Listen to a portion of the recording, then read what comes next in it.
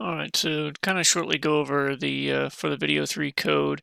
So what I did is I went ahead and added the profile page Dart file so I could actually work on the profile page.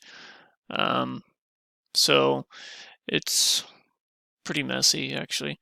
So I added, the standard stuff, and then so I've got my text fields with some of the security, keyboard types, and whatnot. Then I've got my drop down menus over here. They're all wrapped up. I wanted to have them to where eventually at one point where they were across in a row, but it kept throwing me errors. So I decided I'd just go with the way they are. So the controller is pretty simple and not too terribly difficult.